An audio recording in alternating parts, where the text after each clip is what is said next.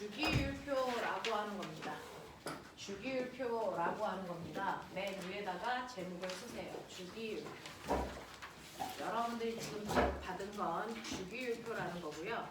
오늘 선생님하고는 이제 2학년의 두 번째 화학 파트요. 책으로는 184페이지 진도 나갈 거거든요. 자, 184페이지가 화학의 가장 기본이 되는 베이스를 까는 겁니다. 자, 그래서 이제 물질들이 뭘로 구성되어 있는지를 선생님하고 아셔야 되고, 기본이 되는 베이스는 어쩔 수 없습니다. 이게 물이든 화학이든 기본이 되는 것들을 여러분들이 암기할 필요가 있어요. 그래서 분명하게 암기해 주셔야 됩니다. 자, 그럼 보죠. 지금 여러분들이 가지고 있는 건 주기율표인데, 이 주기율표에 여러분들이 쓸 수 있는 사람도 있고 쓸 수 없는 사람도 있고 처음이죠. 자, 그 주기율표는 이렇게 생겼는데 선생님하고요. 거기 칸을 채우셔서 이걸 들고 다니면서 매 수업 시간마다 오자마자 책상 위에 얘가 놓여져 있을 거야. 그래서 선생님하고 수업이 끝나는 그날까지 얘는 맨날 테스트 봅니다. 예외가 없어요. 자, 이렇게 주기율표가 이렇게 있는데 고등학교 때 화학 문제는 다 주기율표를 써놓고 푸셔야 되거든요. 그래서 기본적으로 다 암기하셔야 되는 거예요. 자, 주기율표에 쓰는 아이들은 원소를 쓰는 겁니다. 지구상에 있는 눈에 보이던 눈에 보이지 않던 물질이 있는데 물질들을 쪼개다 보면 더 이상 쪼갤 수 없는 가장 작은 입자가 나와요. 그 더 이상 쪼갤 수 없는 가장 작은 입자를 뭐라 그러니? 원자. 그래서 근데 이 원자의 종류가 있을까 없을까?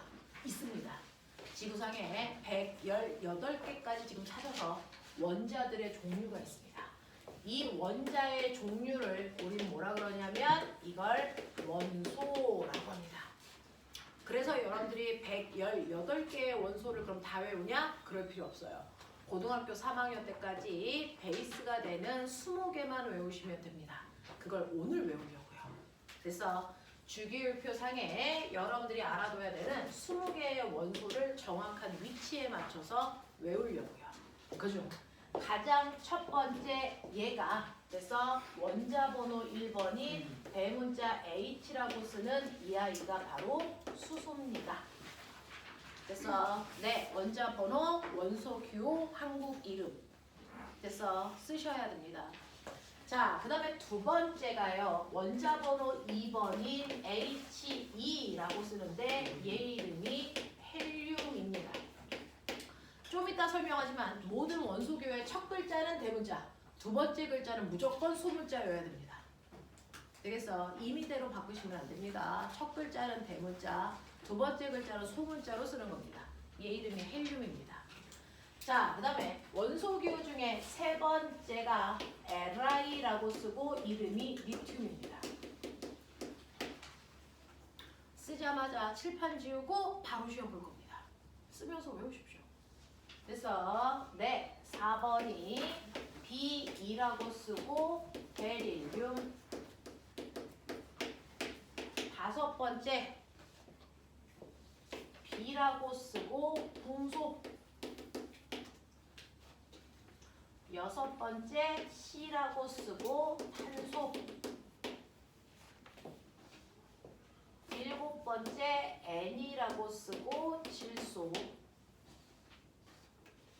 여덟 번째 O라고 쓰고 산소라고 읽어요. 아홉 번째 F라고 쓰고 얘 이름이 플루오린 이렇게 읽어요. 플루오린. 그 다음에 10번 N, E 쓰고 소리 나는 대로 읽으면 돼요. 얘 이름이 뭘까요? 네온. 네온 사인 안에 들어있는 거예요.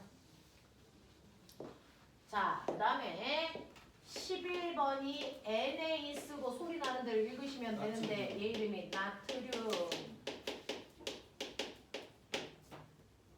5번이 뭐예요?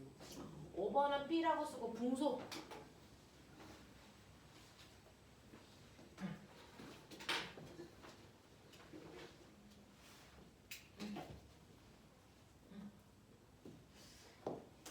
자, 12번은요 Mg 이렇게 쓰고요. 얘를 마그네슘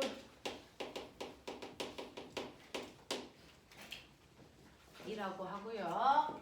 13번이 Al 얘 이름 소리 나는 대로 읽으면 알루미늄. 14번이요. SI로 쓰고 주소. 알루미늄이에요. 네. 구소. 규소요. 큐. 자, 15번이 P라고 쓰고 인. 그다음 황이다. 자, 그 다음에 16번이 S라고 쓰고 황. 그 다음에 17번이 CL이라고 쓰고 염소.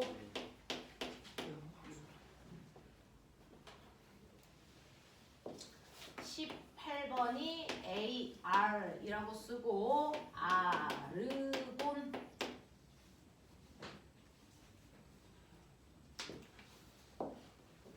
19번이요. K라고 쓰고 칼륨이라고 읽습니다.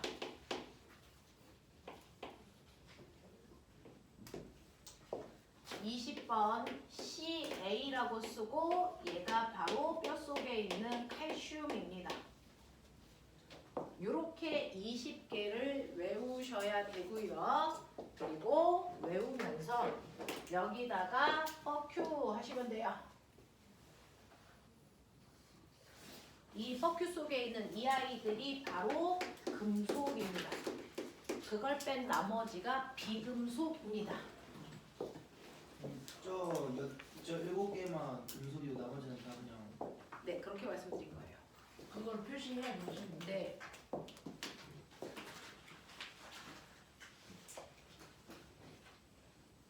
자, 지금부터 3분 드립니다.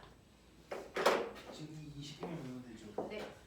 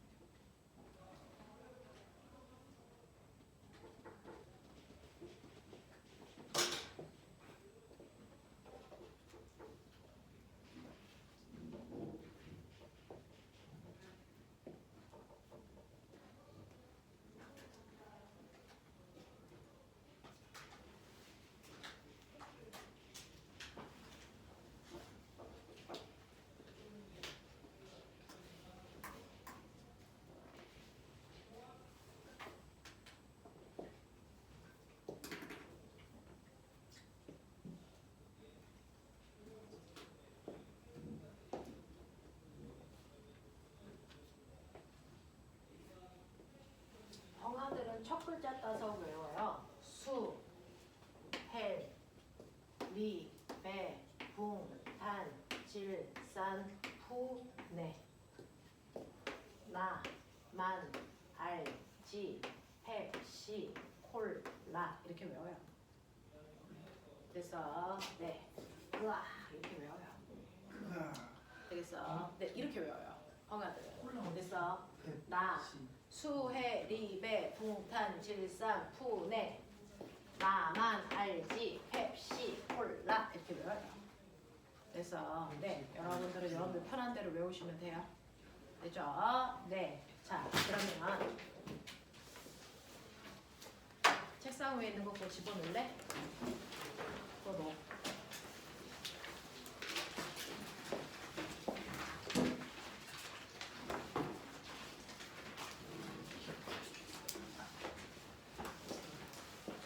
자 지금 다는 못 외워요. 그냥 순간적으로 여러분들이 어느 정도까지나 집중할 수 있는지 보는 거니까 쓸 수 있는 만큼만 써주세요.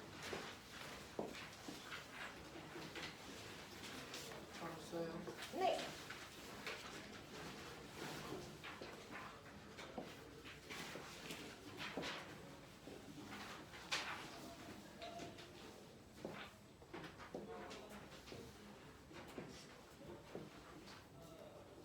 밑에 숫자도 적어야 돼. 네.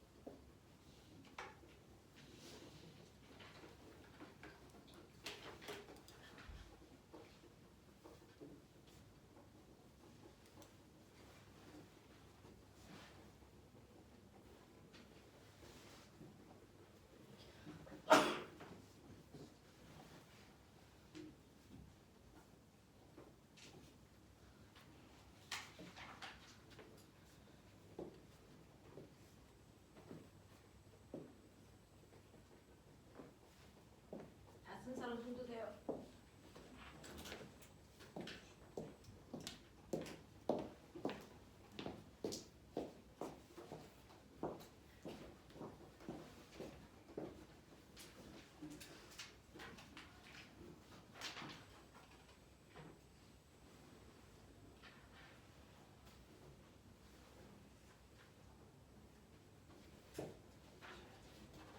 써요.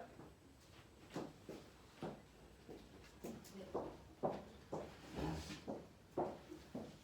써.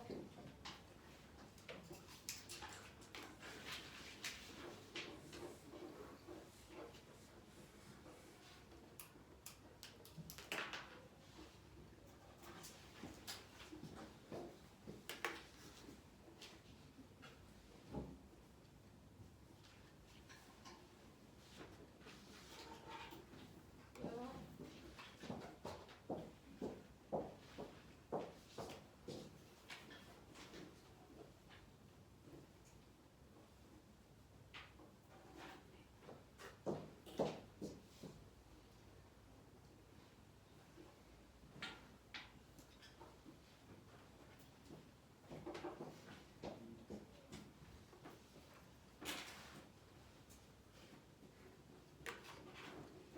지나갑니다. 손 들고 계시면 됩니다.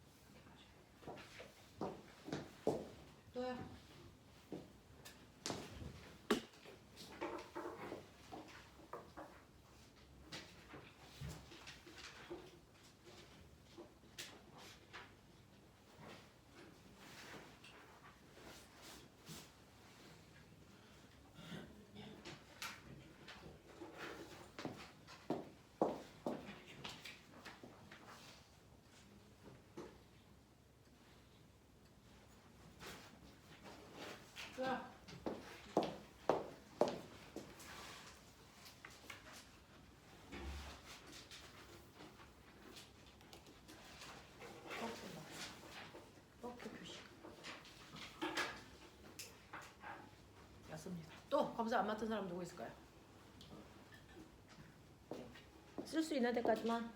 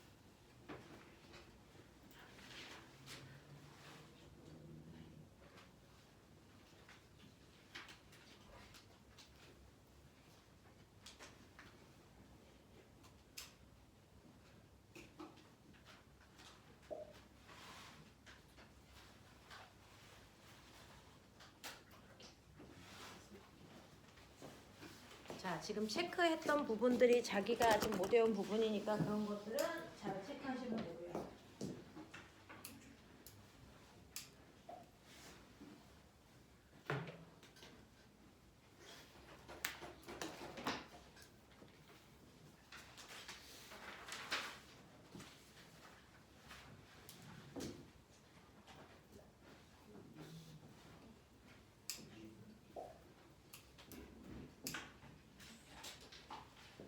그래도 순간 암기력이 좋은 편인데요.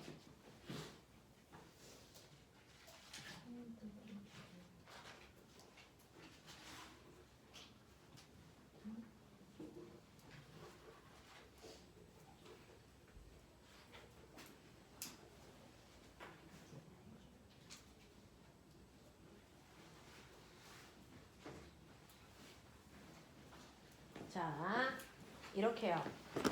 자, 기본적으로요. 모든 물질은 여러분들이 지금 보신 것처럼 더 이상 쪼갤 수 없는 가장 작은 입자로 되어 있어요.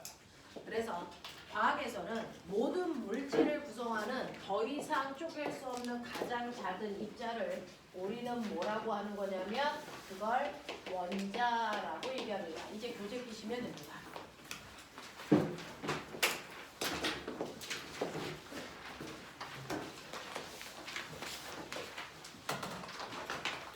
더 이상 쪼갤 수 없는 가장 작은 입자를 과학에서는 원자라고 한다. 그래서 거꾸로 원자가 뭐야? 라고 물어보시면 그래서 더 이상 쪼갤 수 없는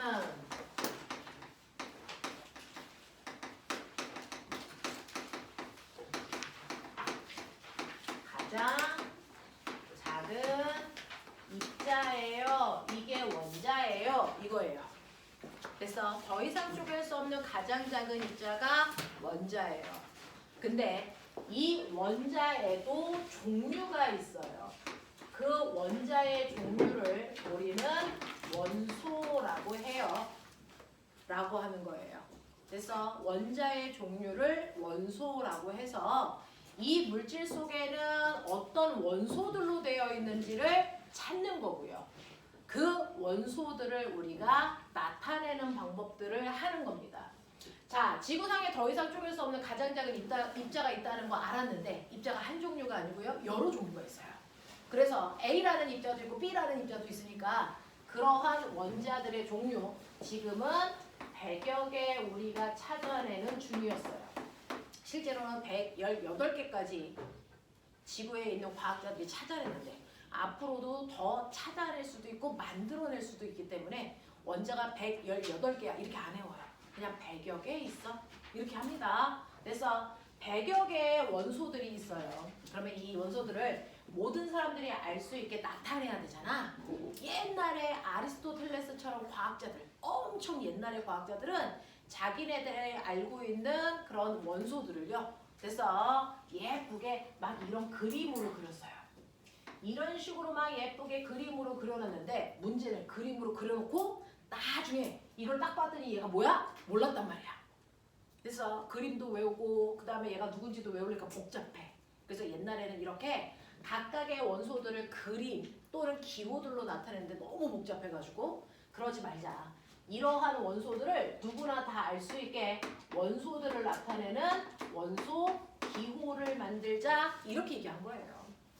그래서 지구상에 있는 모든 물질은 더 이상 쪼갤 수 없는 가장 작은 입자 원자로 되어 있고 원자의 종류를 원소라고 하는데 이 원소들이 한두 개 있을 때는 그림으로 예쁘게 그려도 상관이 없는데 이게 너무 많아져. 그러니까 그림으로 그리고 나서는 그 그림이 뭔지도 외우기도 복잡하고 그래서 우리는 원소 기호들을 이렇게 그림으로 쓰지 말고 간단한 기호로 쓰기로 약속합니다. 그래서 그때 사용되는 기호는 이렇게 동그라미, 네모, 세모 이거 안 쓰는 거예요. 그럼 뭐 쓸 거야? 이 원소들을 나타내는 기호는 알파벳으로 나타내기로 했다. 이 얘기예요. 알파벳으로 쓰자. 그림 같은 거 그리지 말자. 되겠어? 약속합니다. 근데 꼬맹아 헷갈리면 안 돼. 원소 기호는 알파벳으로 쓰자 그랬지 영어로 쓰자고 한 적이 없어. 알파벳으로 나타내자. 알겠습니까? 그래서 원소들은 간단한 알파벳으로 나타낼 건데 그러면 어떤 알파벳으로 나타내요? 라고 하면 산소의 영어 이름이 옥시건입니다. 되겠어? 이처럼 걔네들의 이름의 첫 글자를 따서 원소 기호를 찾아내자. 됐어? 쓰자. 그래서 이름의 첫 글자를 그래서 원소 기호의 그대로 첫 글자로 만들자 이 얘기예요. 되겠어? 근데 이 첫 글자가 첫 글자라는 걸 티나게 하기 위해서 첫 글자는 무조건 뭘로 쓰자? 대문자로만 쓰자. 근데 문제 있어요. 알파벳이 몇 종류야? 알파벳이 몇 개? 26개요. 어? 25개.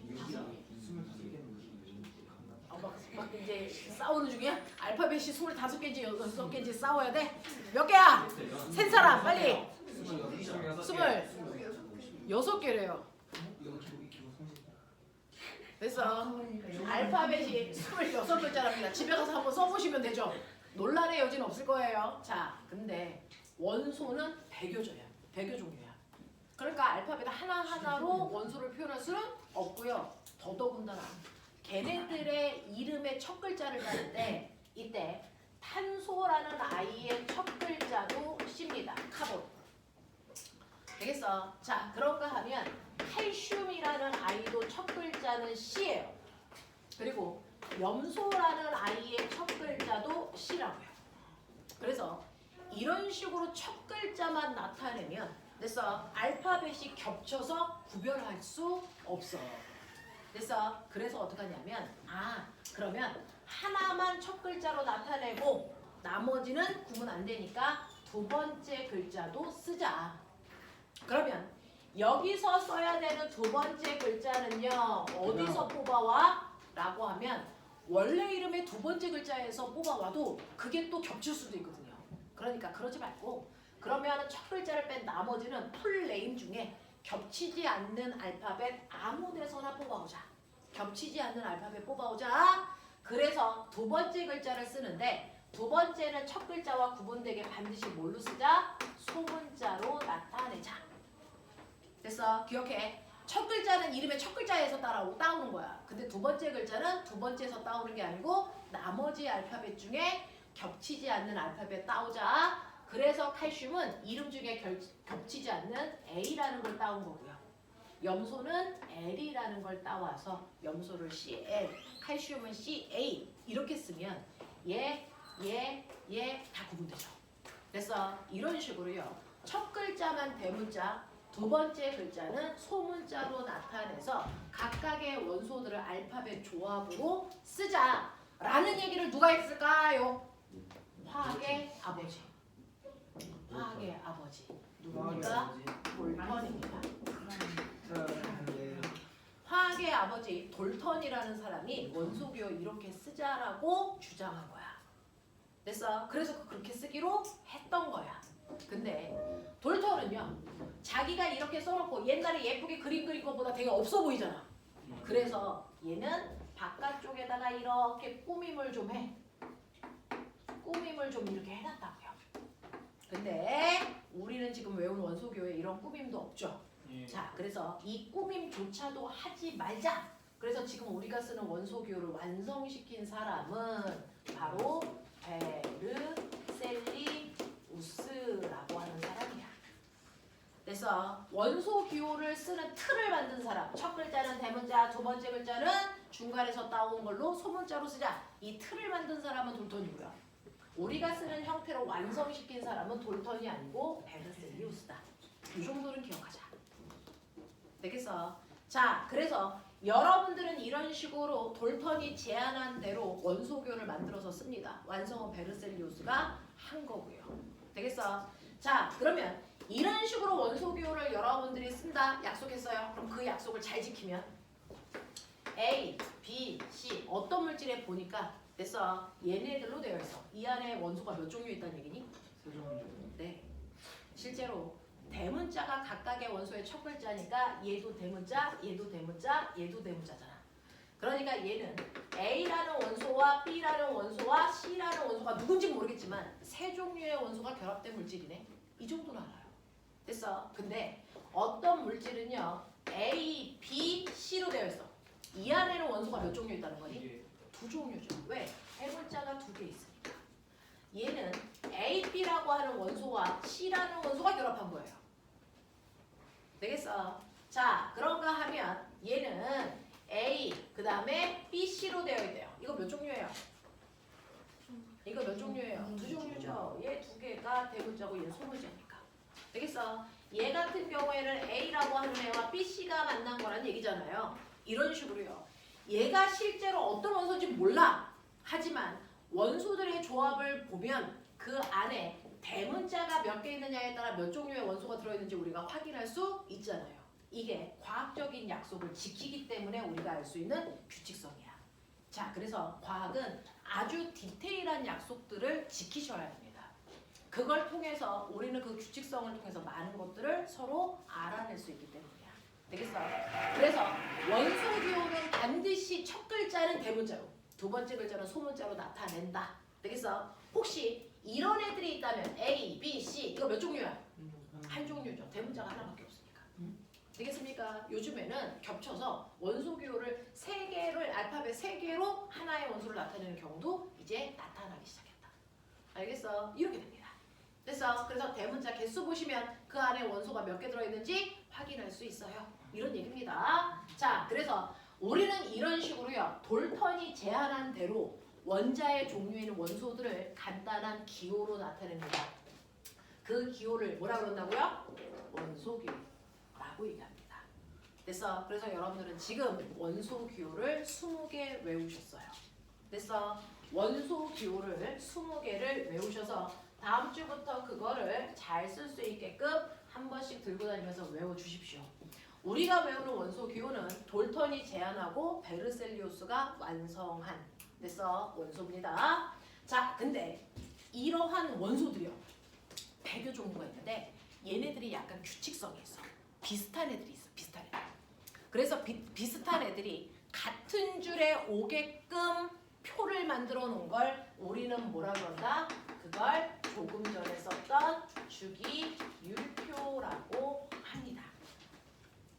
자, 비슷한 성질을 가지고 있는 애가 같은 줄에 오게끔 표를 작성해 놓은 걸 주기율표라고 해요. 고등학교에 올라가면 엄청 자세히 배워요. 그래서 주기율표라고 하는데 이 주기율표를 잘 보시면 이 주기율표는 여러분들이 보시는 것처럼 가로줄과 세로줄로 되어 있어요. 맞아요. 이렇게 가로줄과 세로줄로 되어 있는 게 주기율표입니다. 그죠? 우리는 이 주기율표를 완벽한 풀 버전으로 배우지 않아요. 고등학교 3학년 때까지 선생님이 그려드린 간편 버전으로 배웁니다. 실제로 원소들을 모두 표현하고 있는 풀 버전의 주기율표는 190페이지에 있습니다. 190페이지에 있습니다. 이게 풀 버전이에요. 그 중에서 우리는 고등학교 3학년 때까지 간편하게 돼서 우리한테 필요한 것들만 배우는 겁니다. 그래서 간편 버전으로 복사를 해서 드리는 거예요. 자, 그 중에서 보면은 가로줄이 있죠. 이 주기율표의 가로줄을 이름이 있습니다. 얘네들을 주기라고 불러요. 첫 번째 가로줄을 쓰십시오. 1주기. 아까 주기율표 처음에 받았던 거 있죠? 거기다가 이름 쓰세요. 예, 1주기 원소들이에요. 그 다음에 두 번째 가로줄을 2주기라고 해요. 세 번째 가로줄을 우리는 3주기 원소들이라고 하고요. 네 번째 가로줄을 4주기 이렇게 해서요. 주기율표는 가로줄과 세로줄의 만남이죠. 그 중에서 가로줄을 우리가 주기라고 부른다. 가로줄을 주기라고 불러요. 그러면 실제로 주기율표는 가로줄 몇 개로 되어 있을까요? 1주기부터 그래서 7주기까지. 그래서 1주기부터 7주기까지 있어요. 그래서 얘는 7주기까지 있습니다. 그 중에서 우리는 4주기까지만 외우고 있는 중이에요. 그래서 자 그런가 하면 세로줄도 있죠. 주기율표에는 세로줄도 있네요. 그 세로줄. 이 세로줄을 우리가 일족 원소예요. 이렇게 불러요. 이 세로줄에 있는 아이들을 일족 원소 아이들이야 라고 부를 거예요. 자, 두 번째 세로줄을 뭐라고 부를까요? 이족 원소. 2조. 네, 가족 족자 쓴 거예요. 됐어. 네. 그러면 세 번째 줄을 뭐라고 해야 되는데? 삼가족. 그쵸. 3족이라고 불러야 되는데 3족부터 12족까지는 우리가 지금 배우지 않습니다. 여러분들이 나중에 화학을 전공하는 사람들만 배웁니다. 그래서 여기에 3족부터 12족까지는 생략되어 있어요. 그래서 여기에 있는 아이는 3족이 아니고 13족입니다. 고등학교 3학년 때까지 이렇게 배웁니다. 그리고 얘네들이 14족, 15족, 16족, 17족, 18족입니다. 그래서 세로줄은 18족까지 있습니다.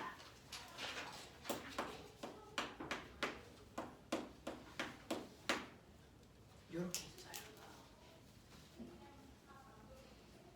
그래서 가로줄은 주기라고 부르고요. 세로줄은 족이라고 부르는데 18쪽까지 있고 7주기까지 있습니다. 되겠어? 이렇게 되어 있어. 자, 그러면 그 중에서요. 1쪽에 속하는 거 보지 말고 해봐. 제일 위에 얘가 누구였어? 기억나면 얘기해. H. 네, 얘는 누구? 수소요. 얘 누굴까? LI. 리튬. 리튬. 얘 누굴까? 나트륨. 나트륨. 나트륨. 소금이 나트륨. 그 다음에 얘가 누굴까? 칼륨. 칼륨. 됐어. 얘입니다. 자, 그런가 하면 이 주기는 리, 베릴륨.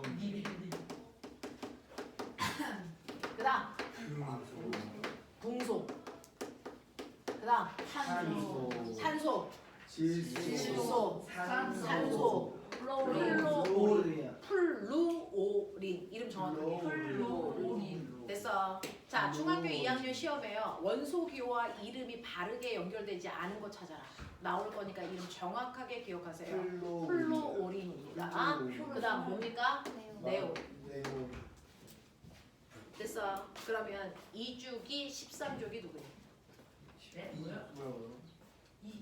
이쪽에 중소. 13주기는 중소. 2주기 13족 중소. 누굽니까? 2주기이면서 13족에 속하는 게 붕소죠. 이해되겠어? 이런 식으로 찾아요. 이런 식으로 찾습니다. 됐죠? 자, 그 중에서요. 아까 말씀드렸죠. 자, 주기율표는요. 성격이 비슷한 애들이 같은 줄에 오게끔 하겠다. 됐어? 그러면 여기서 성격이 비슷한 애들이 같은 줄에 왔을 텐데 그래서 칼륨. 성격이 비슷한 애들이 있는 줄이 세로줄일까요? 가로줄일까요? 가로줄. 세로줄입니다. 네. 여기서 가족 족자 썼죠? 됐어? 가족들은 닮는 거죠. 됐어? 그래서 가족이라고 표현한 겁니다. 그래서 같은 세로줄에 있는 아이들이 성격이 비슷해. 되겠어? 라는 겁니다. 그래서 세로줄에 있는 아이들이요. 바로 성질이 비슷한 아이들의 모임이야. 성질이 비슷한 아이들의 모임이 같은 세로줄에 있는 아이들입니다. 됐죠? 자, 그 중에서요. 첫 번째, 성질이 비슷한 애들이 같은 세로줄에 있어. 예외 없어. 근데 딱 하나 예외가 있어. 딱 하나 누구만? H28. 누구만? 딱 H. 수소만. 1쪽에 있는 수소만 나머지 아이들하고 성격이 전혀 달라요. 왜요? 우리 아까 뻑큐 했었죠. 아 금속이라서. 하면서 따라. 다른 애들은 뭐예요? 금속인데 얘만 뭐예요? 비금속이에요. 그럼 쌤. 되겠어? 1쪽에 있는 아이의 수소만 예외적으로 성격이 비슷하지 않은데 같은 세로줄에 있는 겁니다. 그러면 13쪽에 그걸 뺀 나머지는 다 성격이 비슷합니다. 되겠어? 13쪽에 있는 아이들도요. 얘는 금속이고 얘는 비금속이지만 됐어? 얘네들이 가지고 있는 화학적 성질이 얘네들은 좀 비슷해요. 되겠어? 자, 그래서 1쪽만 성질이 비슷하지 않은 아이들 불순물이 섞여 있다. 알겠습니까? 그걸 뺀 나머지는 같은 세로줄끼리는 화학적 성질이 비슷하다. 되겠어? 자, 그중 여러분들이 알고 있는 1쪽이라고 하는 아이와 우리는 18쪽에 대한 특징을 설명할 건데 그거 설명하기 전에 자, 화학의 아버지 누구? 돌턴. 알톤. 돌턴이라는 사람은요. 원소들을 하나하나 발견한 사람들이에요. 하나하나 발견. 우리가 알고 있는 원소를 하나하나 발견한 사람이 돌턴입니다. 엄청난 화학적인 업적을 남긴 사람인데 이 사람이 원소를 물질을 분해해서 원소를 찾아서 그 원소가 누구야? 이름 붙이고 그 원소의 특징이 뭔지 하나하나 엄청 꼼꼼하게 정리한 사람이야. 됐어? 자, 그래서 돌턴이 한 60개 정도를 찾아낸 거예요. 지금 우리가 알고 있는 110개 중에 60개는 돌턴이 찾았어요. 엄청난 과학자입니다. 되겠어? 자, 그래서 하나하나의 원소의 특징을 다 쓰다 보니까 이 성질은 아까 얘도 있었는데 이 성질은 얘도 있네? 자, 그래서 돌턴이 60개의 원소를 찾아냈는데요. 그러다가 보니까 성질이 비슷한 덩어리들이 있어. 분류들이 있어. 그래서 원소를 돌턴이 분류합니다. 원소를 분류하는데 돌턴이 나눈 원소의 분류는 두 그룹으로 나눠요. 그 두 그룹이 지금 배운 바로 뭐냐면 금속과 비금속입니다. 원소를 금속이야 비금속이야 이거 정의한 사람이 돌턴이에요. 화학의 아버지예요. 되겠어? 그래서 금속 원소, 비금속 원소라는 걸 명명한 사람. 그리고 금속은 어떤 애가 금속인지 정의한 사람이야. 자, 금속은요. 꼬맹아, 딱딱해야 금속이니? 네. 아닙니다. 수원들이죠. 여러분들 미술실에 가면 석고상 알죠? 석고상을 손톱으로 이렇게 긁으면 부서지는 거 아세요? 됐어? 석고상을 손톱으로 긁으면 그거 부서집니다. 됐어? 근데 그 석고보다 무른 금속이 있어요. 손톱으로 긁으면 긁히는 금속들이 있다고요. 누굴 것 같아요? 일쪽에 있는 얘네들이 있습니다. 얘네들은 손톱으로 꾹 누르면 눌려. 됐어? 그래서 금속이 다 단단할 거라는 착각은 안 하셔야 됩니다. 금속을 분류할 때 단단하다 단단하지 않다 이게 분류 기준이 아니야. 그러면 돌턴이 나눈 금속의 조건은요 4가지가 있습니다. 금속이려면 이래야 돼. 그 성질을 갖는 애들이 아까 얘기한 뻑큐 애들입니다. 얘네들이 그 성질을 가지고 있는데 첫 번째 선생님의 손가락에 끼고 있는 이게 금속입니다. 근데 이 금속은요 됐어? 불 밑에서 뭐합니까? 반짝반짝 광택 납니다. 이게 금속이 가지고 있는 특징이에요. 됐어? 금속은 자기만의 금속만의 고유한 뭘 가지고 있니? 광택이요. 광택. 그래서 빛을 반사시킵니다. 됐어? 광택이 나. 되겠니? 이게 금속이 가지고 있는 첫 번째 특징이고요. 두 번째는요. 금속은 비금속과 다르게 열과 전기를 빨리빨리 옆으로 전달해줍니다. 됐어? 그걸 우리는 열, 전기, 전도, 유리, 크다라고 얘기합니다. 그래서 우리 전선 속에 누구 들어있게요? 유리. 구리는 금속입니다. 되겠어? 전기를 빨리 전달하라고요. 전선 속에는 금속 집어넣습니다. 금속 중에서도 구리 넣습니다.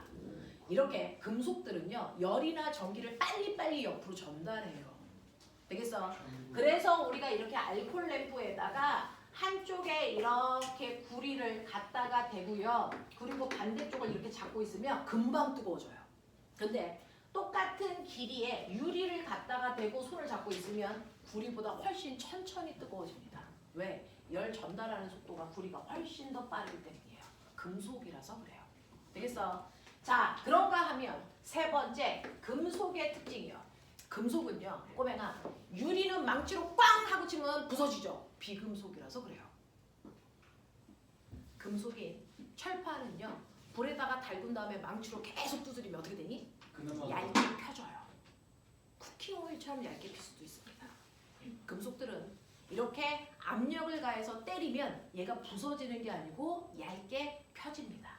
그래서 그 얇게 펴지는 걸 우리는 전성을 가지고 있어 이렇게 표현합니다.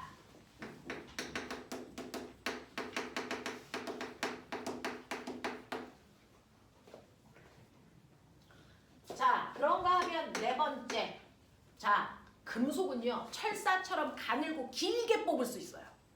됐어? 가늘고 길게 뽑는 걸 연성을 가지고 있어 라고 얘기합니다.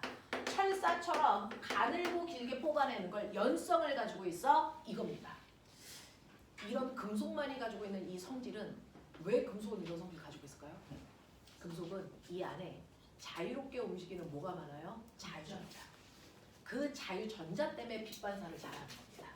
자유전자들 때문에 열, 전기, 전도성이 큰 거고 얇게 펼쳐도 부러지지 않는 거고요. 가늘고 길게 뽑아낼 수 있어요. 이게 다 자유전자가 만드는 특성이야. 이 성질을 가지고 있는 게 금속입니다. 그 성질을 가지고 있는 게 얘네들입니다. 그럼 선생님 이 네 가지 특성 중에서요. 저는 딱 세 개는 가지고 있는데 하나만 아깝게 안 가지고 있어요. 저 금속일까요? 비금속일까요? 비금속.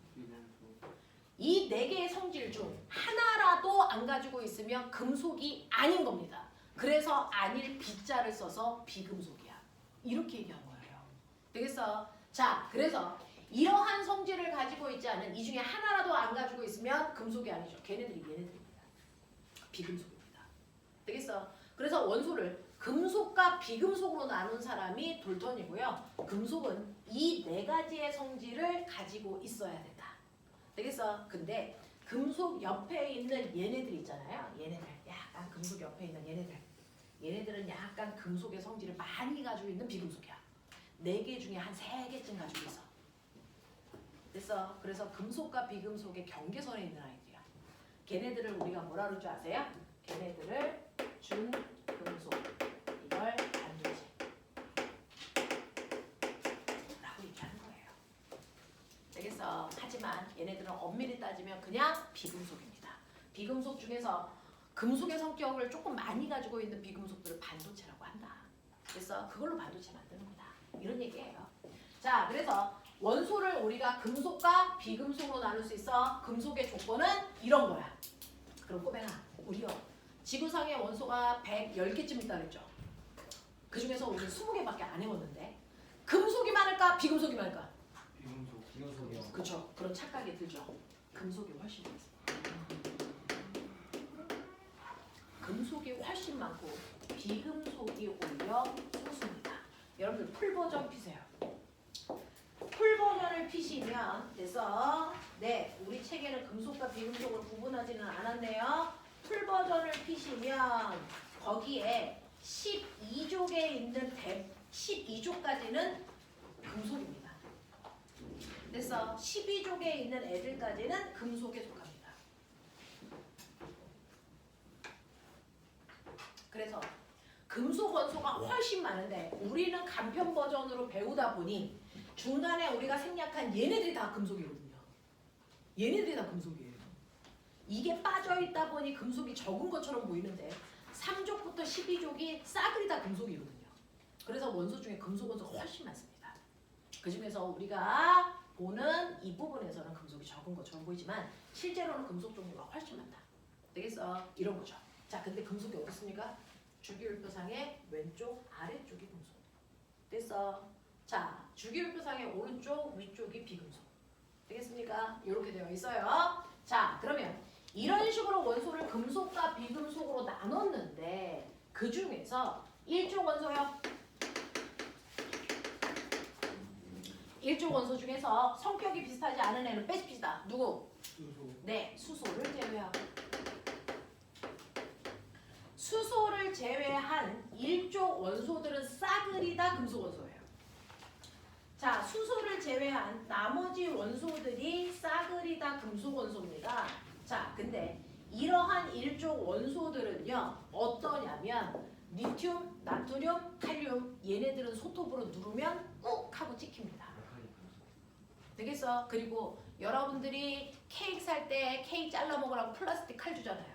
그 칼로 얘네들이 잘립니다.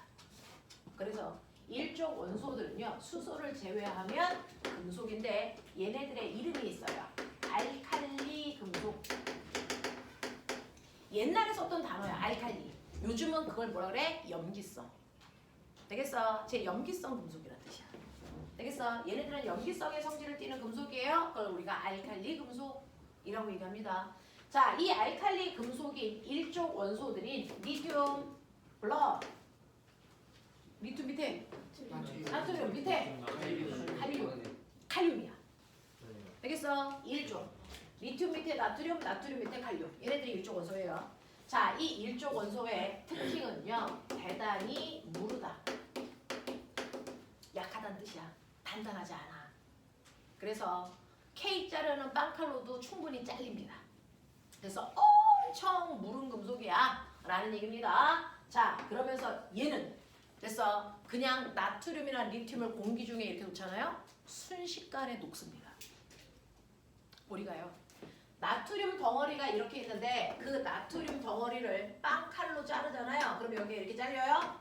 잘린 단면은요. 엄청 반짝입니다. 금속이니까. 근데 잘라놓고 한 30분 있잖아요. 여기가 새까매집니다. 왜요? 녹슬어서요. 자, 녹슨다는 얘기는 공기 중에 있는 누구와 결합하는 줄 아세요? 산소와.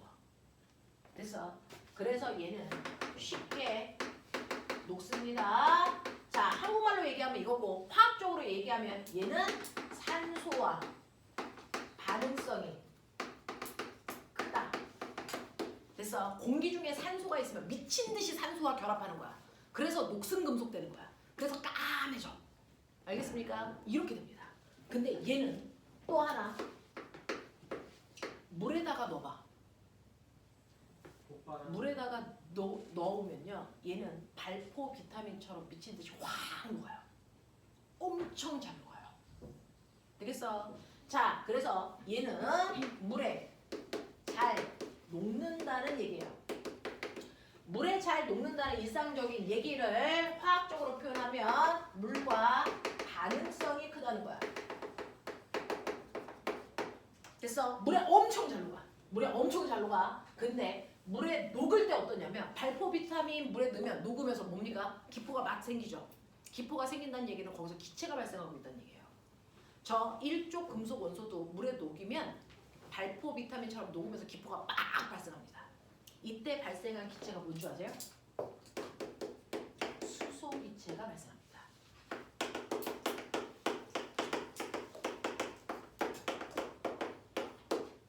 자, 수소 기체가 발생하는데요. 거기다 불꽃 갖다 대세요. 그럼 어떻게 될까요? 수소로 우리 수소로 뭐 만들게? 수소 폭탄. 폭탄 만들어요. 수소는 불에 갖다 대면 스스로 빵 하고 터집니다. 그걸 일족 원소를 집어넣으면 수소 기체가 덩어리가 팍팍 튕겨 나와요. 그래서 그러니까 거기다 불꽃 갖다 대면 팡 하고 터집니다. 알겠어? 엄청 위험합니다. 엄청 위험합니다. 선생님이 대학교 1학년 때요. 저 일족 원소를 물에다가 녹여서 그래서 수소 기체가 발생하고 있는데 그거 확인하려고 불꽃 갖다 대다가 펑 하고 터졌거든요. 그래서 여기 눈썹이 반쪽이 없는 상태로 대학교 1, 2년을 다녔어요. 그래서 엄청 황당하게 이상한 얼굴이 됩니다. 막 밀어보면 엄청 웃겨요. 모나리자 돼요. 그래서 네, 그 상태로 대학교 1, 2년을 다녔습니다. 되겠냐? 그만큼 수소가 엄청 폭발성이 큰데 일족 원소는 물에 녹이면 수소 기체가 막 발생해. 그래서 이거 엄청 위험한 물질이야. 그래서 우리 일상생활 잘 안다고. 그럼 얘요. 내가 나트륨을 보관하고 싶으면 물에 닿아도 안 되잖아요. 공기에 닿아도 안 되잖아요. 그럼 어떻게 해요? 물에 닿지도 공기에 닿지도 않게 얘는 석유 속에 넣어서 보관합니다. 그래서 얘는 기름 속에 넣어서 보관한다. 그래야 공기랑 닿지도 물에 닿지도 않게 하죠. 되겠어? 그래서 기름 속에 넣어서 보관합니다. 되겠니? 이런 애들이 바로 일조 원소들의 특징이에요. 너네가 가지고 있는 책에 191페이지 피세요.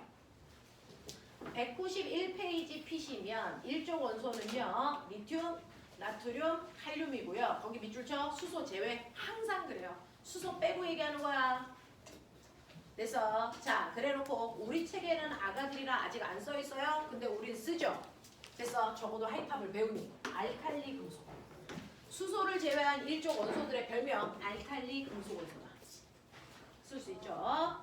자 얘네들은 금속이니까 상온에서 무슨 상태로 존재한다고요? 고체. 밑줄. 고체 상태로 존재합니다. 그리고 밑줄 쳐요. 얘네들은 금속이니까 밑줄 쳐. 광택이 있다. 그 다음에 두 번째, 다른 금속에 비해서 밑줄 쳐. 밀도가 작다. 무슨 뜻이야? 밑줄 치고 써. 무르다. 무르다. 라는 뜻입니다. 그래서 칼로 쉽게 자를 수 있을 정도로 무르다 나와 있네요. 세 번째, 자 공기 중에 있는 누구와?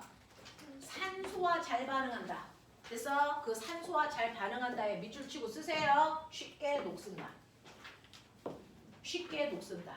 산소와 잘 반응한다는 얘기가 쉽게 녹슨다는 뜻입니다. 그래서 광택이 금방 없어져요. 자, 그 다음에 네 번째 밑줄 쳐요. 물과 격렬히 반응한다. 됐어. 자, 물과 격렬히 반응한다는 얘기는 물에 잘 녹는다. 그래서 나트륨 덩어리 넣으면 금방 없어져. 다 녹아버려가지고. 되겠어? 쉽게 녹는다는 뜻이야. 근데 녹을 때 무슨 기체 발생한다고? 무슨 기체? 네. 밑줄 치고 별표. 수소기체 발생합니다. 됐어. 그래서 공기 중에 있는 산소와 물에 달라붙지 않게 밑줄 쳐. 기름에 넣어서 보관해야 돼. 기름에 넣어서 보관합니다.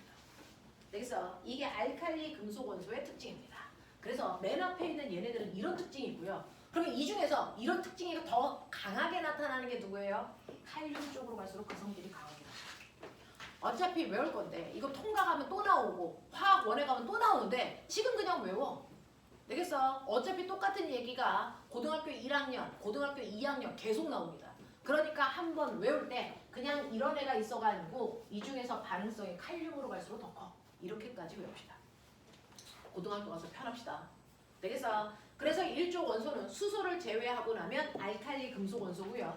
알칼리 금속 원소는 무르다. 쉽게 녹슨다. 자, 물에 격렬히 반응해서 녹는다. 그래서 이때 녹을 때 수소기체 발생하니까 위험하다. 그래서 기름에다 넣어서 보관해야 된다. 이런 것들 기억. 됐습니까? 자, 그런가 하면 우리는 끝과 끝만 배워요. 중간에 있는 건 고등학교 가서 배우십시오. 자, 18쪽이요. 가장 끝에 있는 18쪽 원소 누구니? 불러. 누구 있어? 헬륨. 그 밑에 네온. 그 밑에 아르곤. 그래서 얘네들이 18쪽 원소인데요. 그래서 네, 얘네들을 우리가 별명 얘네들을 비활성 기체라고 불러요. 비활성 기체라고 불러요. 그럼 꼬맹 안 들었죠? 얘네들은 무슨 상태로 존재할까요? 기체. 맞습니다. 얘네들은 상온에서 기체 상태로 존재하는 아이들이야. 그래서 상온에서 기체 상태로 존재하는 아이입니다. 헬륨 어디에 있는 거 본 적 있어? 맞아요. 헬륨 분석. 그 안에 들어있어요. 되겠어? 네온은 어디 있는 거 본 적 있어요? 간판. 그래서 그 간판을 네온 사인이라고 하지. 네온으로 신호 보내요 라고 하는 거예요. 아르곤 어딜까요? 형광등. 속에 들어있는 충전가스예요. 그래서 이런 것들입니다. 자, 근데 이제부터요. 들어보십시오. 지구상에 있는 모든 물질은 더 이상 쪼갤 수 없는 가장 작은 입자로 되어 있다 그랬죠? 그 입자의 이름이 뭐라고요? 더 이상 쪼갤 수 없는 가장 작은 입자를 뭐라고 부른다고요? 원자예요. 그래서 원자입니다. 자, 근데 알고 보니까 원자가 가장 작은 입자가 아니야. 돌턴이 우리한테 거짓말한 거야. 원자는 더 이상 쪼갤 수 없는 가장 작은 입자라는 얘기 돌턴이 했는데 아니야. 원자 속에는 원자보다 더 작은 입자가 들어있어. 그래서 무려 몇 종류 들어있는 줄 알아? 3종류. 이걸 중학교 때는 2종류라고 외웁니다. 그래서 왜 중학교 때는 2종류라고 하는데 고등학교 때는 3종류가 돼요? 정확하게 기억하셔야 되는데 됐지? 실제로요. 원자 안에는 됐어. 중심에 원자의 중심을 뭐라 그러냐면 원자 핵이라고 해요. 그 원자 핵 속에는요. 플러스 전기를 띠고 있는 입자가 있어요. 이 플러스 전기를 띠고 있는 입자를 우린 뭐라 그러냐면 양의 성질을 가지고 있는 입자가 양성자 이렇게 불러요. 그리고 원자 핵 속에는 전기를 띠지 않은 입자가 존재합니다. 자세 똑바로. 수연아. 원자 핵의 중심에는요. 전기를 띠지 않는 입자도 존재합니다. 자, 전기를 띠지 않는 입자를 넌 중성이야. 그래서 중성자라고 얘기합니다. 그래서 근데 중학교 때는 양성자와 중성자를 배우지 않습니다. 그냥 원자의 중심은 원자 핵이 있어 이렇게 배워요. 됐어? 네. 그러면 꼬매나 원자 핵 속에요. 플러스 전기를 띠는 양성자가 있어. 그럼 원자는 플러스 전기를 띄어야 정상인 거잖아. 근데 아닙니다. 우리가 원자라고 부를 때 조건이 있습니다. 원자는 반드시 정기적으로 무슨 상태? 중성인 상태만을 원자라고 부릅니다. 원자는 반드시 플러스도 마이너스도 아닌 중성이어야 원자라고 부릅니다. 원자는 정기적으로 중성이어야 합니다.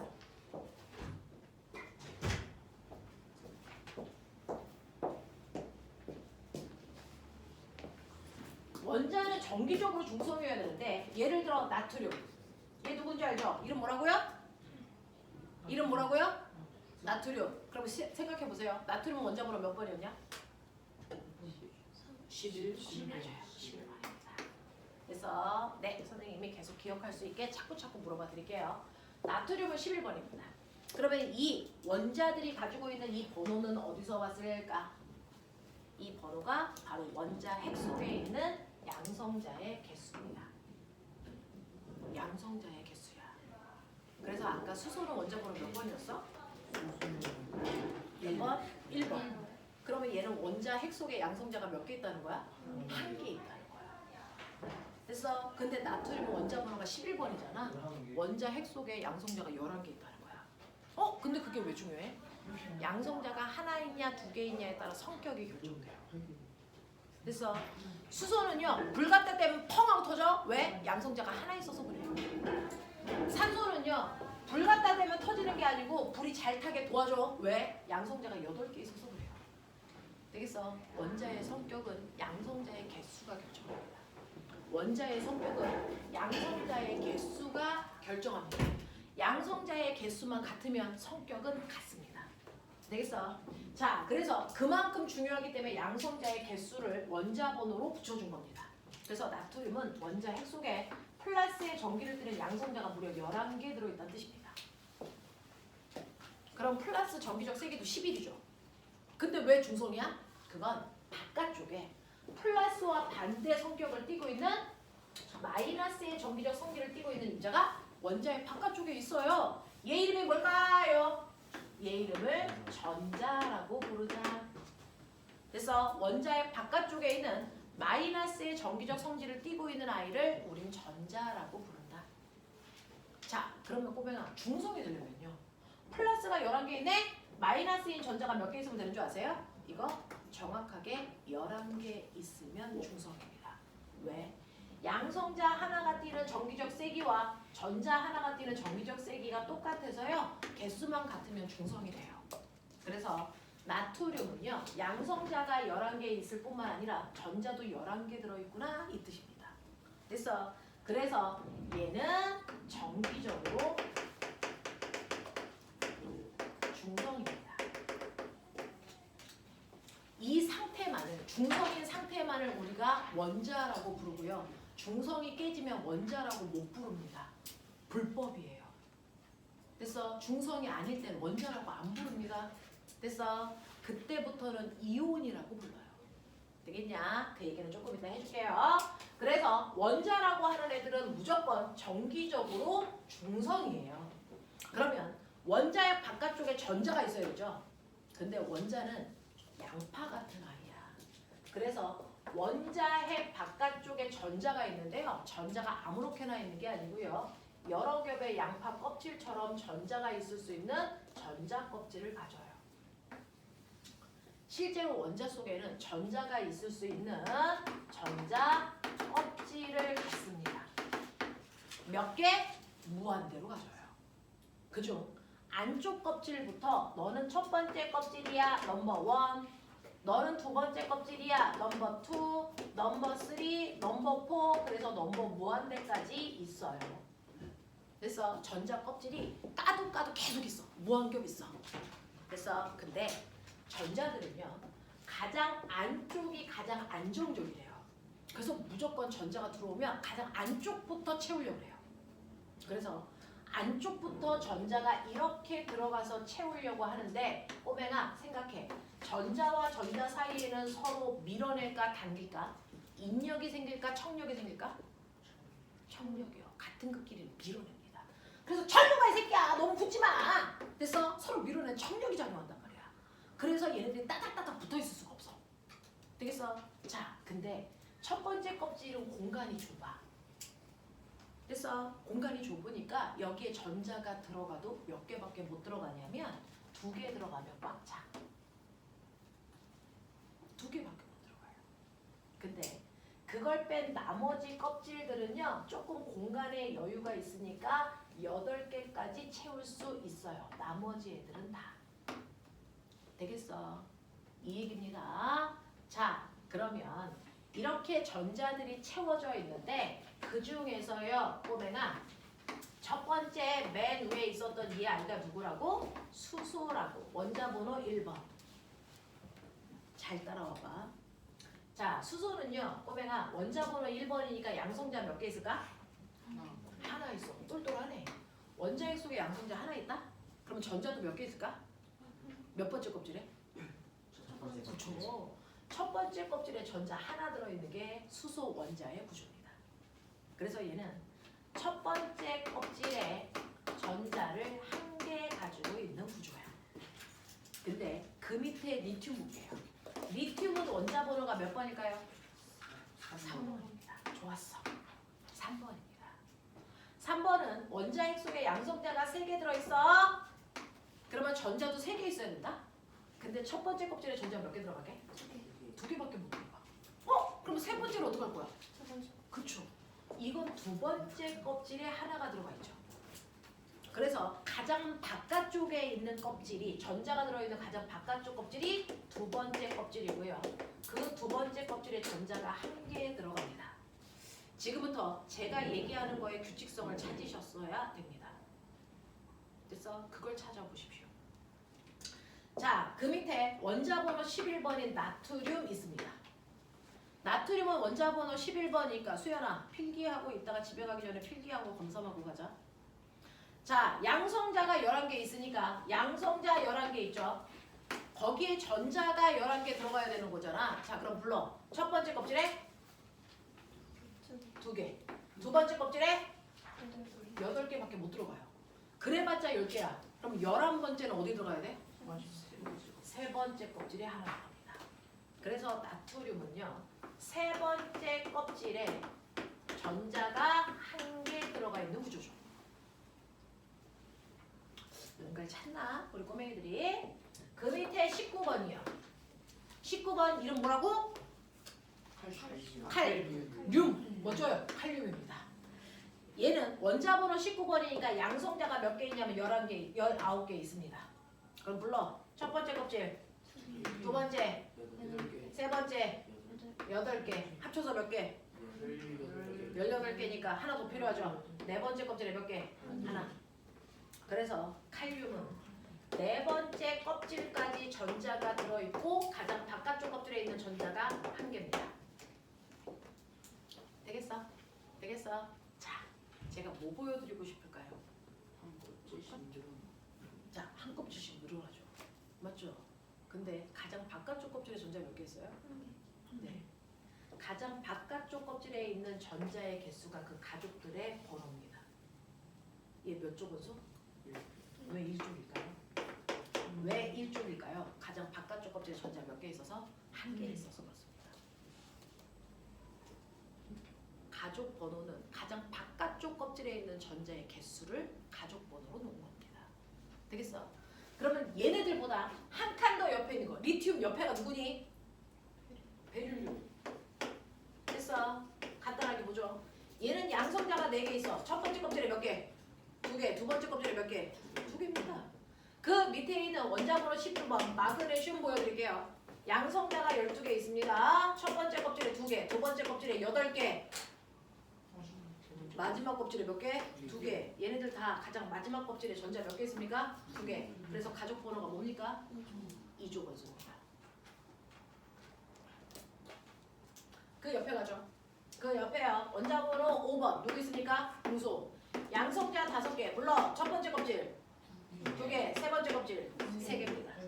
그 밑에 원자번호 13번 알루미늄. 양성자 13개 있습니다. 첫 번째 껍질에 몇 개? 2개. 그 다음 8개. 그 다음 몇 개? 3개. 그래서 가장 바깥쪽 껍질에 있는 전자의 개수가 똑같으면 화학적 성질이 비슷한 가족이 됩니다. 가장 바깥쪽 껍질에 있는 개수가 전자의 개수가 같으면 얘네들의 성질이 비슷해집니다. 그래서 가족이 됩니다.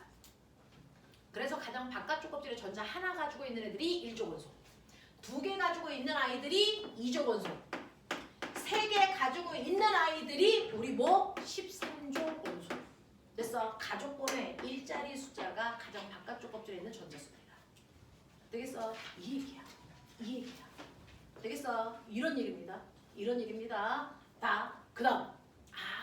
가장 바깥쪽 껍질에 있는 전자수가 같으면 화학적 성질이 비슷하구나. 그래서 닮은 거구나. 그래서 그 바깥쪽 껍질에 있는 전자수를 가족번호로 놓은 거구나. 그 다음 두 번째. 아까 얘기한 건데. 얘요. 왜 첫 번째 줄에 써요? 1주기 원소들은 어떤 애들이 1주기일까요? 얘네들은 왜 같은 2주기일까요? 전자 질이. 그렇죠. 전자가 들어있는 껍질 수입니다. 수소는 전자 껍질 1개에 전자가 들어있죠. 그래서 전자 껍질이 1개 있어 1주기 원소. 얘는 전자가 몇 번째 껍질까지 채워져 있어요? 얘네들은 두 번째 껍질까지 전자가 채워져 있는 아이가 리튬, 베릴륨, 붕소, 탄소, 질소, 산소, 플루오린, 네온입니다. 전자가 두 번째 껍질까지 채워지고 있는 아이들이 2주기 원소죠. 자, 잘 봐. 나트륨은 몇 번째 껍질까지 전자 채우니? 하나, 둘, 셋. 그래서 몇 주기 원소? 3주기 원소입니다. 되겠어? 전자를 몇 번째 전자 껍질까지 채워서 그 전자 껍질 수가 주기입니다. 됐어? 선생님, 네온 뒤에다가 나트륨 여기다가 그냥 옆에 써주지. 왜 안 써요? 네, 전자가 들어있는 껍질 수가 달라서 줄바꿈한 겁니다. 알겠습니까? 이 얘기예요. 그래서 우리가 외운 4주기 원소는 전자 껍질의 전자가 네 번째 껍질까지 채워지는 아이들만 우리 외우자. 이 얘기를 한 거예요. 되겠어? 그래서 주기는 전자가 들어있는 껍질 수를 얘기합니다. 족은 그 껍질에 가장 바깥쪽 껍질에 들어있는 전자 수를 얘기하는 겁니다. 됐어? 근데 신기한 거 보여줄게. 여기에 있는 아까 18쪽. 18쪽에 있는 됐어? 얘가 누구였어? 헬륨. 원자번호 몇 번이니? 2번. 되게 이상한 거 보여줄게. 헬륨의 원자번호가 2번이면요. 저쪽에 안 보일까봐 여기다가 할게요. 영상이 안 들어갈까봐.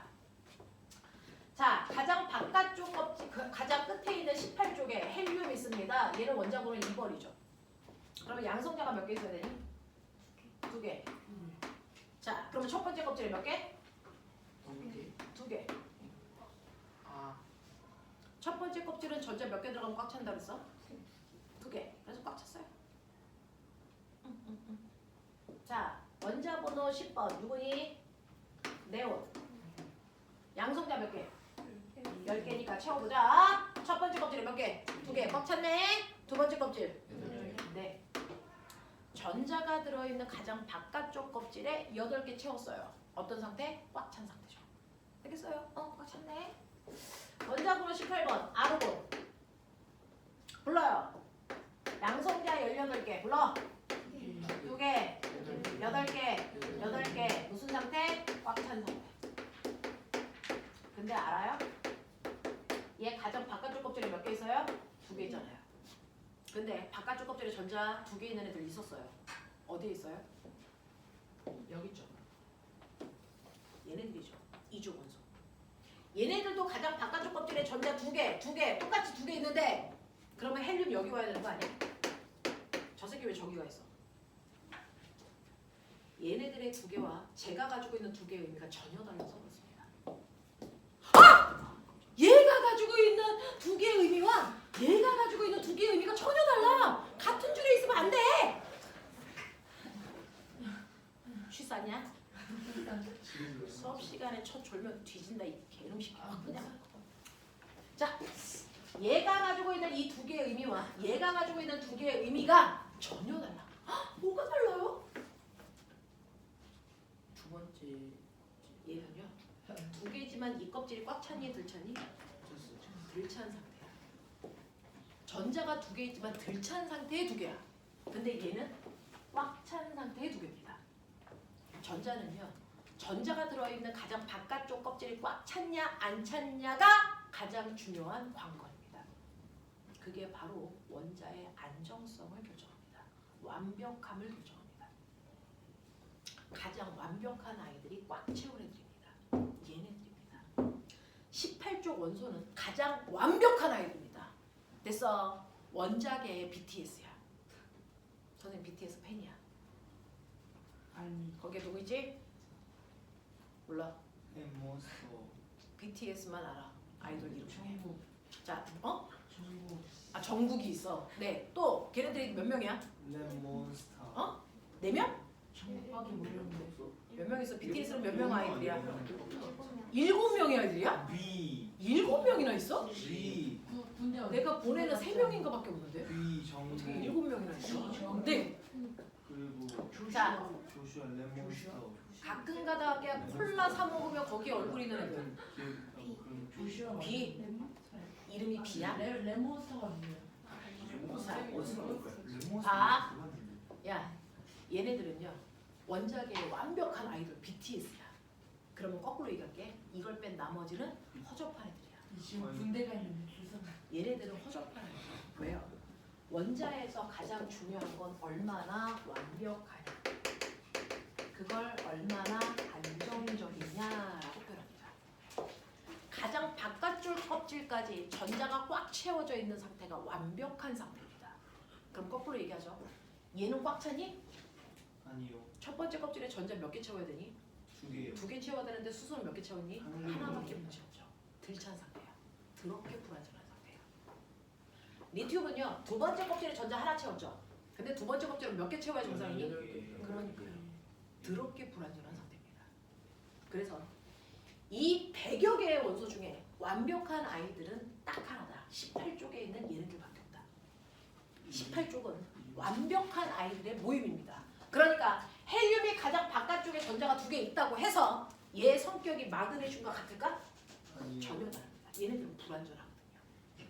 되겠어? 그래서 완벽한 아이들, 가장 바깥쪽 껍질까지 전자를 꽉 채운 완벽한 아이들의 모임만을 18쪽에 놓고 얘네들을 비활성 기체라고 한다. 그러면 완벽하다는 게 무슨 말인데? 채워줘요. 완벽하기 때문에 굳이 옆에 친구가 있을 필요가 없어. 나 혼자 완벽하거든. 그러니까 화장실 갈 때 친구 손 잡고 갈 필요도 없어. 나 혼자 완벽해. 그럼 됐어. 네. 여러분 밥 먹을 때요. 나 혼자 먹어도 상관없어. 나 완벽해. 이런 상태야. 완벽한 아이들이야. 혼나 되겠어? 그러면 실제로 원자들이 결합해서 물질 만들잖아요. 왜 결합해요? 불완전한 애들끼리 결합합니다. 불완전한 애들끼리 다른 원소와 결합해서 물질을 만들고요. 완벽한 애들은 결합할 필요가 있니 없니? 없습니다. 그래서 헬륨 풍선 속에 있는 헬륨은 각각의 그냥 원자 상태로 있는 얘네들이 각각의 헬륨입니다. 헬륨이 그 옆에 있는 또 다른 헬륨이랑 결합하는 일은 절대로 발생하지 않습니다. 얘네들은 완벽하기 때문에 누구랑도 결합하지 않는다. 다시 말해 누구랑도 반응하지 않습니다. 반응한다는 얘기는 불완전하다는 얘기입니다. 되겠어? 그래서 얘네들은 다른 애들과 활발히 반응하는 성질을 가지고 있지 않다. 그래서 이름이 비활성입니다. 그래서 다른 애들과 활발히 반응하려고 하지 않습니다. 왜? 완벽하니까. 이렇게 완벽한 아이들은 다른 원소 누구랑도 결합하지 않아. 자기와 똑같은 원소랑도 결합하지 않아. 그냥 이 하나의 원소 상태로 다닙니다. 되겠어? 절대로 다른 애들과 반응하지 않는 상태. 불 갖다 대도 절대 타지 않아. 되겠어? 절대 반응하지 않죠. 그래서 대단히 뭐하다? 안정적이다. 그러니까 우리 주변에 가까이에 있는 애들은 반응하지 않는 안정적인 저 아이들을 갖다 대면 쟤네들은 터지지도 않거든요. 반응하지도 않거든요. 그래서 꼬맹이들이 들고 다니는 풍선에 가장 안정적인 헬륨 기체 넣은 겁니다. 됐어? 여러분들 집에 있는 형광등에 가장 안정적인 아르곤 기체 넣은 겁니다. 형광등이 고장이 나도 그 안에 있는 아르곤은 터지지 않아. 얘가 아무리 뜨거워도 아르곤은 폭발하지 않습니다. 왜? 반응 자체를 안 해. 나 혼자 완벽하니까. 되겠어? 강판에 네온을 집어넣는 이유도 그렇습니다. 형광등에 선생님 우리 집에는 헬륨 아니고 수소 들어있어요. 집에서 빨리 나오셔야 됩니다. 폭탄입니다. 알겠습니까? 터집니다. 되겠어? 이런 얘기입니다. 이런 얘기입니다. 그래서 가장 완벽한 아이들의 모임, 걔네들이 바로 18조 헬륨이고요. 헬륨, 네온, 아르곤 이런 애들이고요. 얘네들은 절대로 결합하지 않기 때문에 수소기체는 H2 이래야 수소기체거든요. 이거 무슨 말일까요? 수소 원자 두 개가 붙어 있어서 수소기체 되는 거야. 얘는 왜 붙어 있어? 불안전하니까. 애새끼 찐따니까. 그런 얘기야. 됐어? 그러면 헬륨은 붙어 있어? 안 붙어 있어? 안 붙어 있어. 나 혼자 있어. 되겠어? 네. 되겠니? MBTI 했으니까. 되겠어? 그래서 이렇게 헬륨 기체를 나타내는 식을 우리는 HE 하나의 원자 그 자체가 분자예요. 그래서 얘를 멋진 말로 1원자가 분자가 1원자 분자 상태로 존재한다. 1원자 분자 상태로 존재하는 완벽한 아이들이 18쪽이다 라는 얘기입니다. 됐죠? 이런 식으로 된다. 자, 그럼 꼬맹아 이제부터 됐어. 여러분들 생각해보세요. 자기 능력만큼 갑니다. 여기서부터는 자기 능력만큼만 갑니다. 여기까지는 내신을 위한 필수 코스. 근데 여기서부터는 됐어. 여러분들 능력만큼 이해되면 외우시고요. 됐어. 아니면 네 버리셔도 됩니다. 자, 꼬맹아 얘 완벽하고 싶어. 예를 들어 리튬 완벽하고 싶어. 나도 완벽해져서 쟤네처럼 되고 싶어. 그거거든요. 그럼 리튬이 완벽할 수 있는 방법은 양성자가 3개 있어서 첫 번째 껍질에 전자 2개 채웠고 두 번째 껍질에 하나 있는데 이 새끼가 문제야. 얘 때문에 불안전한 거야. 그러면 두 번째 껍질을 어떻게 하자? 채우려면 몇 개 가져와야 돼? 7개 전자를 다른 애한테서 가지고 오든지 또 다른 방법도 있다. 하나를 버리든지. 둘 중에 하나만 선택하면 이거 버리는 순간 이 껍질이 없어지거든요. 됐어? 그러니 선택해. 7개 얻어올래? 하나 버릴래? 버릴래요. 그게 빠르죠. 그래서 가장 바깥쪽 껍질에 있는 얘네들은 모두 다 자기가 가지고 있는 한계를 버리려고 합니다. 똑같은 일을 해요. 나도 버릴 건데, 나도 버릴 건데, 오, 우리 똑같네? 그런 애들이 일종이야. 자, 그럼 버려보자. 여러분들이 알고 있는 리튬은요, 양성자가 3개 있고 전자가 3개 있어서 중성이었는데 얘가 완벽하려고요. 요거 전자 하나를 슬쩍 버리고 싶어요. 전자를 버릴 때 양성자도 버려질까? 절대 안 움직여요. 양성자는 그대로 3개입니다. 근데 전자 하나를 버리면 전자가 2개만 남죠. 그럼 이제 보세요. 얘 중성이니? 그러니까 원자라고 부르면 불법입니다. 경찰 아저씨가 철컹철컹 잡아갑니다. 알겠어? 그러면 이렇게 중성이 깨진 상태는 원자라고 부를 수 없다. 이때부터 뭐라고 부른다? 이온이라고 부른다. 중성이 깨졌으니까 이온이야. 근데 얘는 전자 하나 버리니까 플러스가 세졌니? 마이너스가 세졌니? 플러스가 세지죠.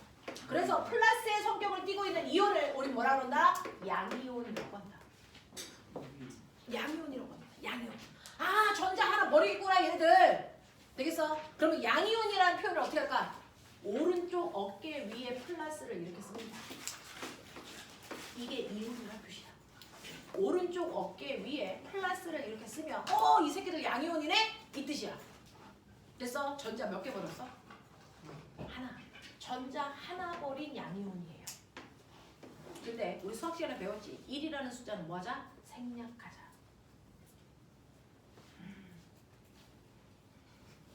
됐어? 그래서 얘네들은 1가 양이온 됩니다. 그러면 2족에 있는 얘네들 좀 보자. 얘네들은 가장 바깥쪽 껍질에 전자 몇 개 있니? 2개 몇 개 있어요? 2개. 그럼 빨리 선택해. 버릴래 2개를 버릴래? 아니면 6개 훔쳐올래? 버릴래 그렇죠. 2개 버리는 게 논리적입니다.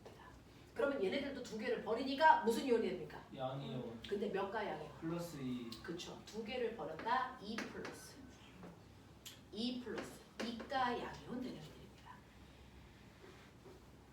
되겠어? 그럼 거꾸로 17쪽 보자.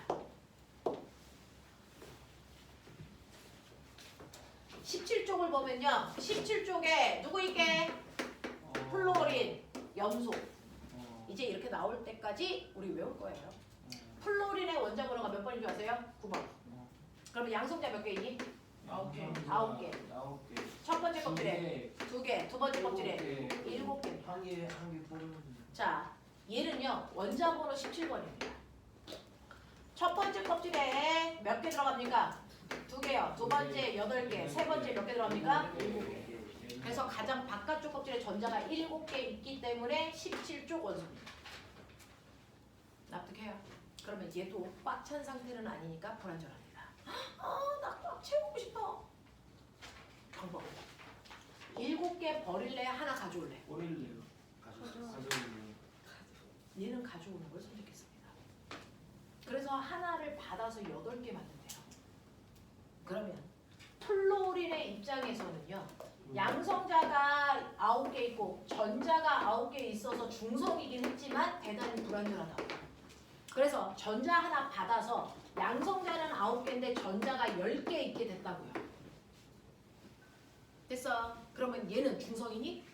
아니죠. 그러니까 원자라고 부르면 철컹철컹이죠. 뭐라고 불러요? 음이온 그렇죠. 이온인데요. 마이너스의 성격이 세졌으니까 우린 뭐라 그런다? 음이온이라고 한다. 그러면 음이온이라는 표시를 어떻게 한다? 오른쪽 어깨 위에 마이너스 쓰면 된다. 몇 개 얻었어요? 한개 그렇죠. 그럼 여기다 1 생략. 쓸까 안 쓸까? 안 생략. 써요. 이거 생략합니다. 그래서 얘는 1가 음이온이야. 그럼 꼬맹아 17쪽 앞에 있는 16쪽은 어떨 거야? 그거는 마이너스 2 얘는 가장 바깥쪽 껍질에 전자가 몇 개 있니? 6개씩 있어요. 그럼 꽉 채우려면 어떻게 해야 되니? 2개를 얻는 게 빠르죠. 6개 버리는 것보다. 맞아.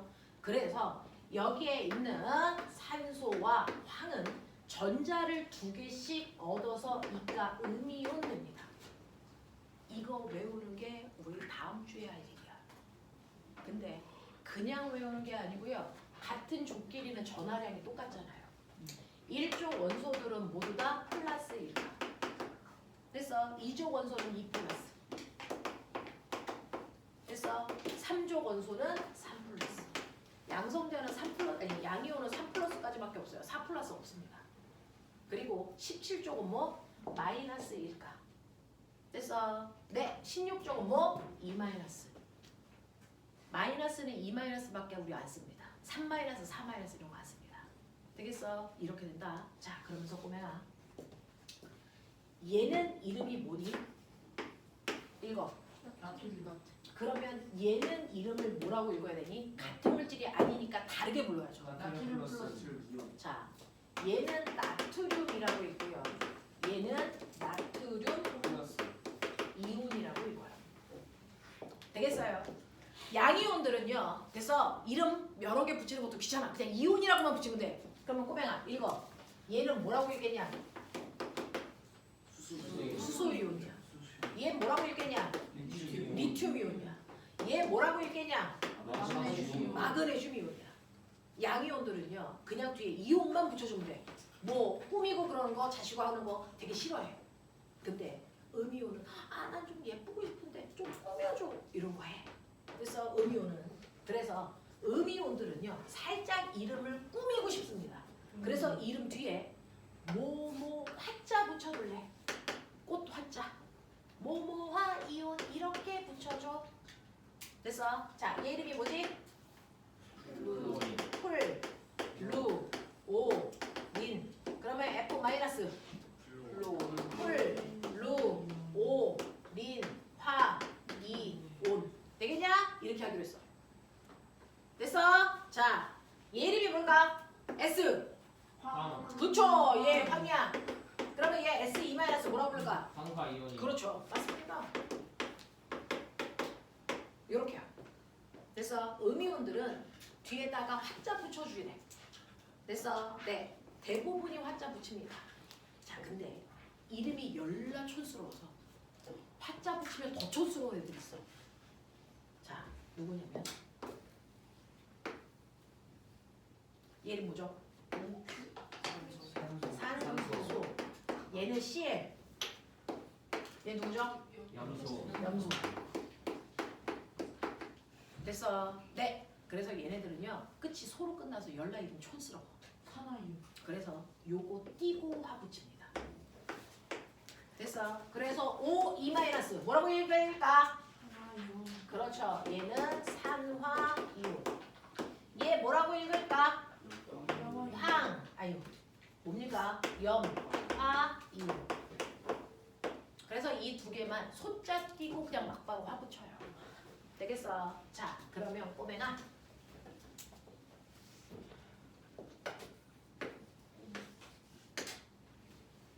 얘는요 원소 몇 종류가 결합됐어요? 두 개죠. 대문자가 두 개 있잖아요. 얘하고 얘. 얘 누굴까요? 영화. 나트륨. 이게 누굴까요? 영화. 염소. 근데 결합할 때는 무조건 이온 상태로 결합을 해요. 됐어. 자, 그리고 쓸 때는 이렇게 쓰지만 한국말로 읽을 때는 뒤부터 읽는다. 자, 이거 염소. 염화 염화. 이온 상태로 결합해서 염화 나트륨. 이렇게 읽으면 돼. 염화 나트륨이 뭐라 그랬지? 소금. 이 새끼 소금 이렇게 생겼어요.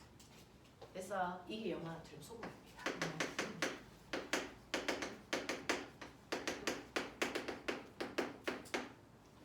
되겠어?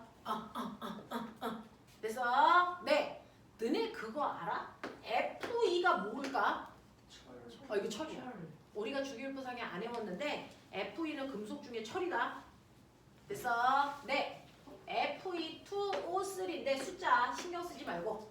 자, 뒤부터 읽으라 그랬지. 얘 뭐게? 산소. 근데 이온 상태로 결합했잖아. 산화, 이온. 산화, 철. 철. 됐어? Cu가 뭔지 알아요? 편의점 이름 아니야? 불이. 불이. 그래서 이거 산화. 산화. 산화. 불이. 불이. 맞냐? 네. 여기. 읽어. 산화. 산화.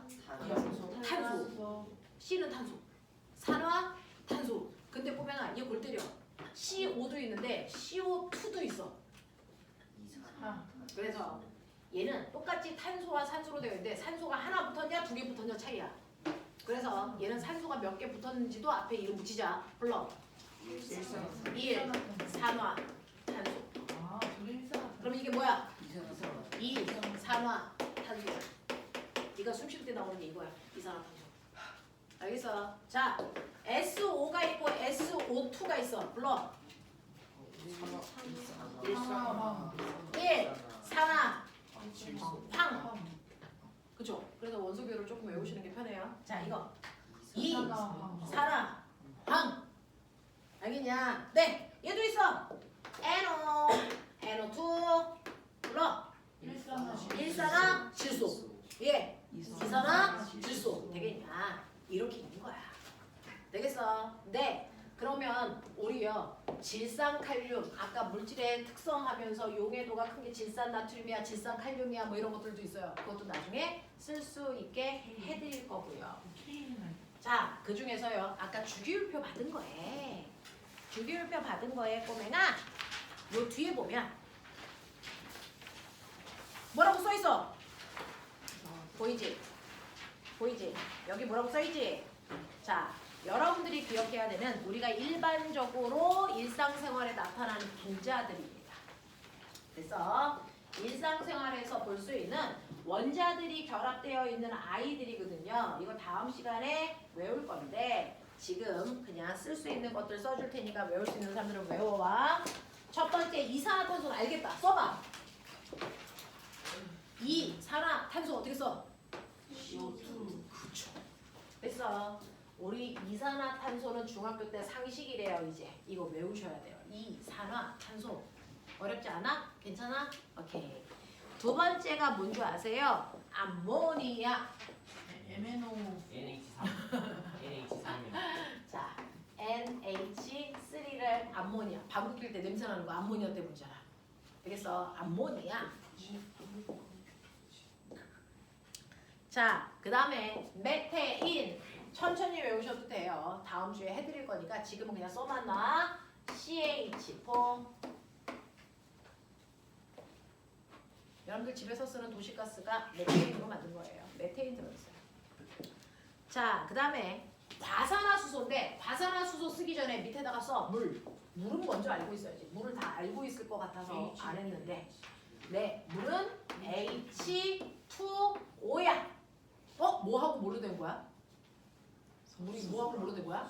수소하고 몇 개? 산소. 맞아요. 수소와 산소가 결합된 게 물인데요. 수소와 산소가 결합되는데 H2O2로 되어 있어. 그러면 물보다 과하게 산소가 많지. 과하게 산소가 많아요. 과산화수소입니다. 과산화수소는 물보다 과하게 산소가 많은 애들을 과산화수소라고 한다. 그렇죠? 자, 그 다음에 질소기체, 산소기체인데 질소 원소는 N인데요. 자, 빨리 봐. 얘 18쪽이야? G 아니 G 질소요. 그래서 얘 18쪽이야? 아니, 얘 몇 쪽이야? 15쪽이죠. 그러면 안정적이야, 불안전해? 불안전하니까 절대로 혼자 있을 수 없어. 그래서 누구랑 결합했는 줄 알아? 똑같은 자기랑 결합했어요. 그래서 질소 원자 몇 개가 붙어서 질소 원자 몇 개가 붙어 있어? 2개가 붙어서 결합한 상태가 질소 기체입니다. 그래서 기체들은 대부분 기체들은 이 상태로 존재해요. 우리가 숨 쉴 때 들어가는 게 무슨 기체? 산소. 어떻게 쓸까요? O2입니다. 됐어. 수소 기체 어떻게 쓸까요? 수소 기체 H2. 염소 기체 어떻게 쓸까요? Cl2. 그래서 대부분 이렇게 되어 있어요. 이렇게 되어 있어요. 그래서 여러분들 질소 기체, 산소 기체 거기다 물까지 써서 물 H2O까지 외우시면 좋을 것 같은데 다음 주에 올 때는 분자식은 안 외우셔도 되고 앞에 있는 주기율표는 좀 외워보자.